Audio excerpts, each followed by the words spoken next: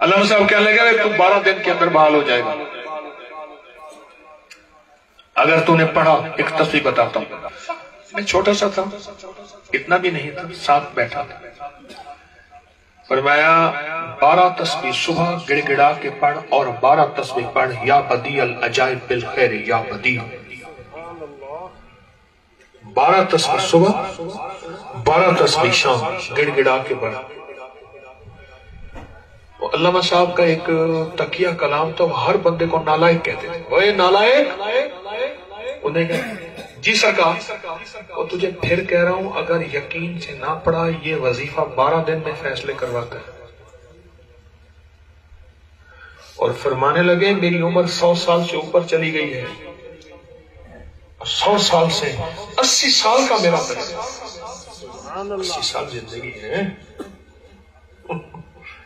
80 سال کا میرا تجربہ ہے، جو 12 تسبیحاں اول آخر 12 دفعہ درود پاک، 12 دفعہ درود پاک پڑھ کے اور 12 تسبیحاں پڑھے گا یا بدیع العجائب بالخیر یا بدیع، یا بدیع العجائب بالخیر یا بدیع، بس۔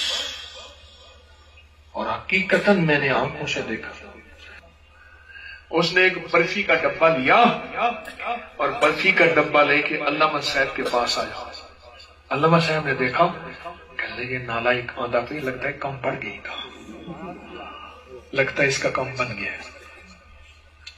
علامہ صاحب السلام علیکم، ایسے برفی کا ڈبہ کھولا نا، پہلے نا اس کے اوپر ڈوری لگاتے تھے، وہ یہ ٹیپ نہیں ہوتی تھی، ڈوریاں بندی ہوتی تھی، اب ڈوری کھولے، ڈوری کو پکڑ کے ایسے کھینچا اور ایسے پیش کر دیا کہ میرا کام بن گیا۔ بھائی یقین نال پڑھیا میں وہ کہ یقین نال پڑھے تو کام بن گیا، اگر یقین سے پڑھا تو میرا کام بنا۔ یا بدیع العجائب بالخیر یا بدیع، بدیع السماوات والارض، بدیع میرے اللہ کا نام ہے، صفات، قبولیت کا بول ہے۔ میں نے علامہ صاحب سے پوچھا، علامہ صاحب آپ کو یہ وظیفہ کہاں سے ملا، کہاں سے ملا؟ فرمایا چھوٹا سا تھا، پڑھتا تھا اور میں چاہتا تھا کہ میں اسکول میں فرسٹ آ جاؤں، اپنے مکتب میں اعلیٰ نمبروں میں پاؤں، اعلیٰ نمبروں میں۔ تیرے پردادے نے مجھے یہ چیز بتائی تھی، اور میں نے کہا کب بتائی تھی؟ کہا 1931 میں،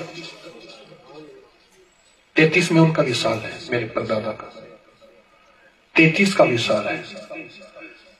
میں کہ تیرے پردادا نے بتائی تھی مجھے 31 میں، اور فرمایا تھا یہ پڑھ۔ تو میں نے کہا میرے پردادا کی اجازت مجھے بھی دے دے۔ کہنے لگا ہاں۔ میرا کان پکڑا اور کان ایسے مروڑا اور کہا جا تجھے بھی اجازت ہے اور جس کو تو اجازت دے گا اسے بھی اجازت ہے۔